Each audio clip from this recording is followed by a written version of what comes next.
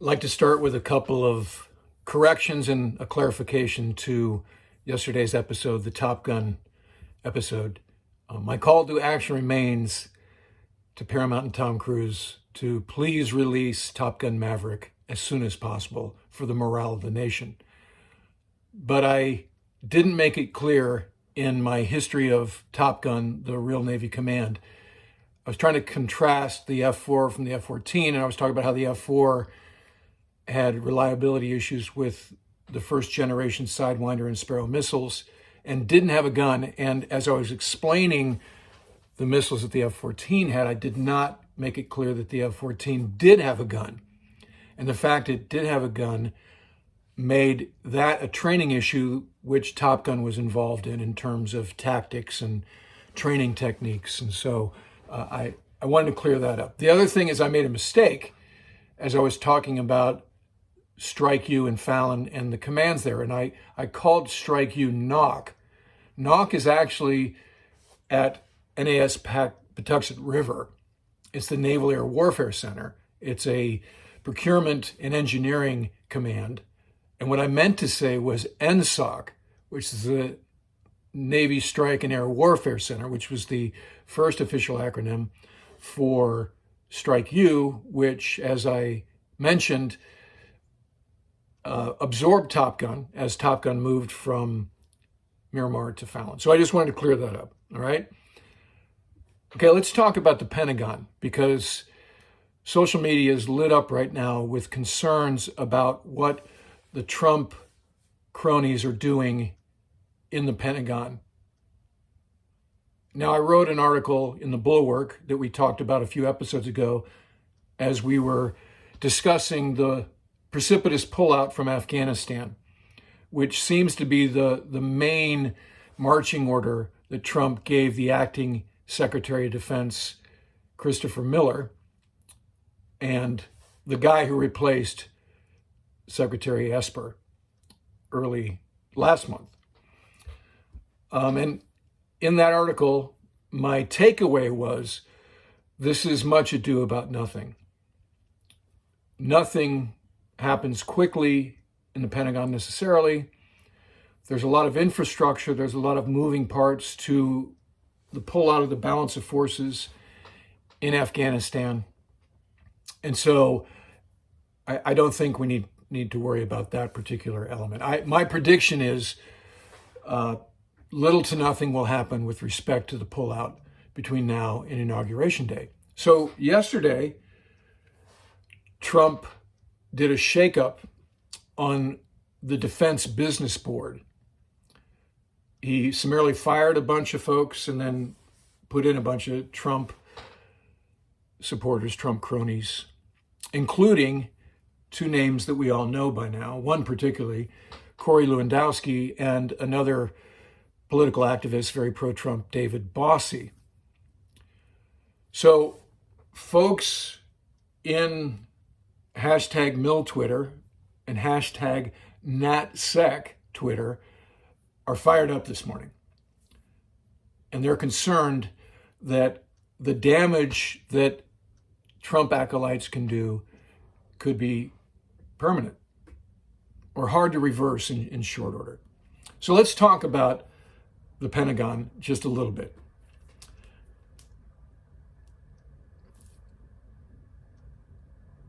So I happen to work on the V-22 program as my first job once I retired from the Navy in 2002. And this was located at the Naval Air Systems Command, which is aboard the Naval Air Station Patuxent River in Southern Maryland.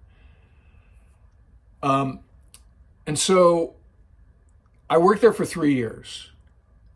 And this was a very chaotic, high visibility period in the history of the V-22. It was the return to flight, because the program was halted in the wake of some mishaps that killed a number of Marines and some maintenance malpractice going on at Marine Corps Air Station New River. And I worked on the program from the return to flight in 2002 until what is called the full rate production decision in 2005. So during that time, I got a graduate course in how the defense procurement acquisition machine works.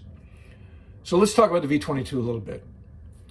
V-22, if you don't know, is the Osprey. And it's basically a tilt rotor airplane that can behave like a helicopter with the nacelles, the things that hold the engine in the vertical. It can hover, and then those nacelles tilt into a horizontal position where the airplane can fly like a propeller plane. So your average helicopter can go maybe 150 knots, flat out. I know some attack helicopters can probably go faster, but your average troop transport helicopter, medium lift helicopter, can go about 150 knots. The V-22 in airplane mode can go 275 knots. So let's just say roughly twice as fast. Can also go twice as far with approximately the same payload. So this is generational improvement. This is kind of like stealth technology. If you can create an airplane that's invisible to enemy radars, that's something worth pursuing.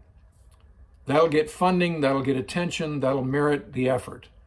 But when you do a generational shift like tilt rotor technology or stealth, you're going to run into some speed bumps, to put it mildly, and it's going to take some time.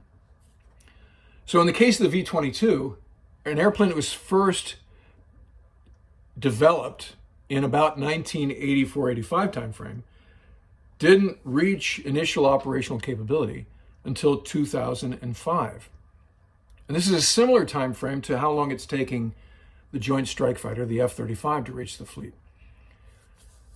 So you could be cynical and go, this is all about bureaucracy and pork and the defense industry with their hand in the trough and so forth and so on. And some of that is true.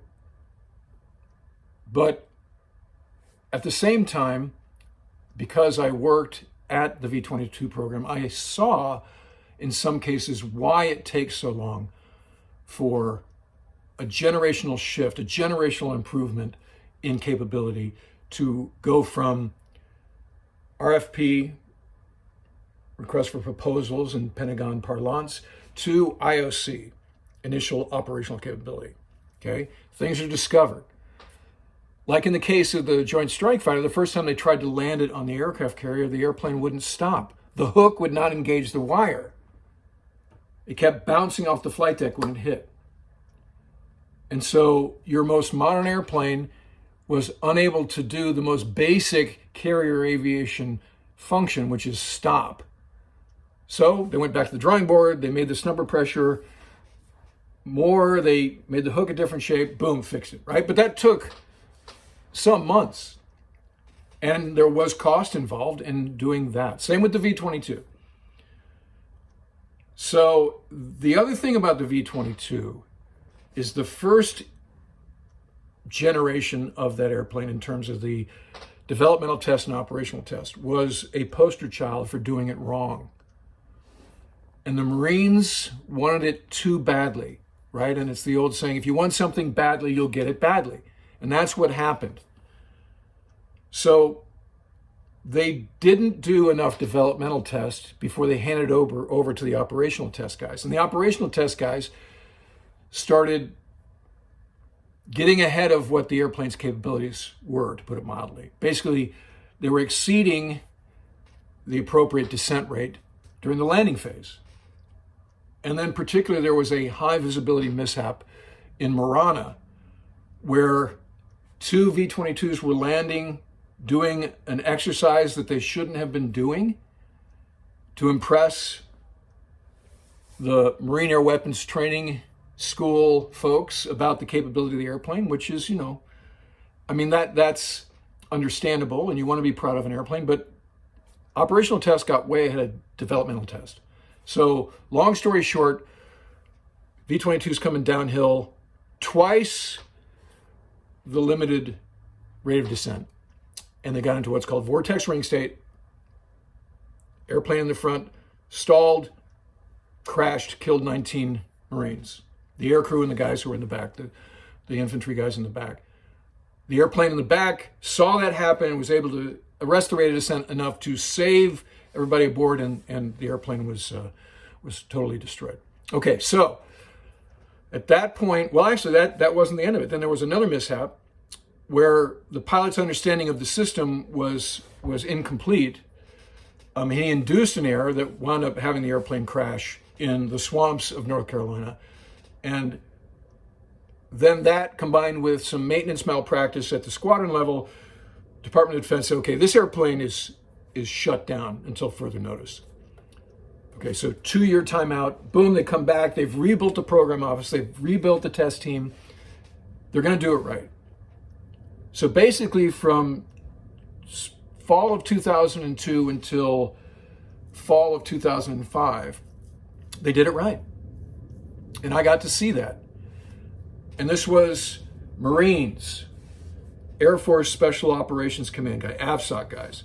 There were civilian contractors. There were corporate Bell and Boeing, 2 prime contractors that came together to make that airplane. There were political appointees. There were SESs and civil servants and very talented folks, very motivated folks. So I'm not in that camp that wants to decry the efforts of those who work for the government. I've seen it, and I'm very proud of the 3 years I was able to spend working, because I took that job thinking that it would just be a day job that would support the fact that I was under contract to write novels for Penguin Putnam. But it wound up being so much more. And as I mentioned during the Afghanistan episode, I was actually able to fly in the back of a V-22 in Afghanistan and watch how it was being used in combat. And I was very proud that the airplane was being used as we said it would be when the airplane was coming under fire around the Beltway, in terms of whether it was a waste of money or was going to be dangerous. So, okay. So just like the F-35. So the F-35 is now the problem child and the high visibility program. The program's a $1.2 trillion program. And here's kind of all you need to know about how long it's taken the F-35 to reach the fleet. Down at the Naval Air Station in Patuxent River, there is a test pilot school museum right outside the gate. And there's a area that has airplanes on static display, all kinds, that have been used at test pilot school and have been tested there by the test pilots in the various program offices. And among those airplanes is an F-35.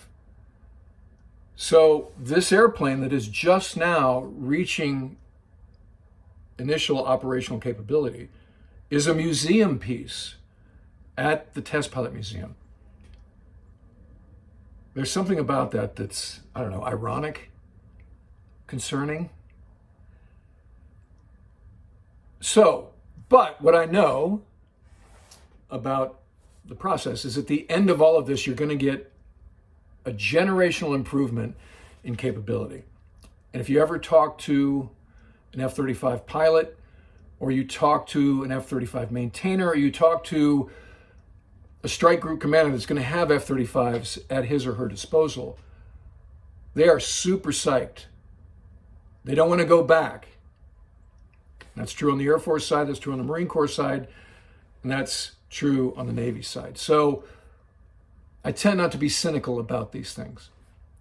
For your effort, time, money, in some cases, lives lost during the test phase, you get a capability. All right? But it takes a long time. The other thing I saw during my time on the V-22 program were the layers of bureaucracy associated with procurement. Some is active duty officers, some is civil servants involved in contracting, involved in budgeting, engineering, all of these, what they call competencies that serve the program managers. And then above them are the political appointees and the agencies and the directorates in the Pentagon, AT&L, RD&A. And so program managers have to brief those folks brief the Secretary of Defense, the Secretary of Defense briefs Congress and the President. So they're all driving to this program of record, which is what the NDAA, the National Defense Authorization Act, the defense budget every year, is creating, right? The program of record. How many F-35s are we going to buy during what year? How many Ford-class carriers are we going to build? How many drones? How many uniformed personnel are we going to have in each branch of the service? That's vetted and scrutinized, and it's complicated. It takes a long time. Nothing happens quickly. Why? Because taxpayer dollars are in the mix. Jobs are being created and taken away. So congressmen care a lot about their constituents and protecting jobs in their districts. And you're getting a capability. The military gets a vote as to whether it's something they need or not. So all of this is happening at all times, right? Defense budgets are going up and down. They're getting scrutinized. They're not getting passed. And so the Pentagon is operating under what we call a CR, a continuing resolution, which makes it hard to do anything meaningful. That's been sort of the rule rather than the exception, which is its own problem. So yesterday, let's go back to the Defense Business Board and this shakeup and the concerns about that. So here comes Lewandowski and Bossie. And like I said in my Bulwark piece, I just feel like they're just going to cause like a lot of light and no heat. There will be strident meetings. They'll big deal guys if they can make it from the Pentagon to their office, which is its own challenge at the Pentagon.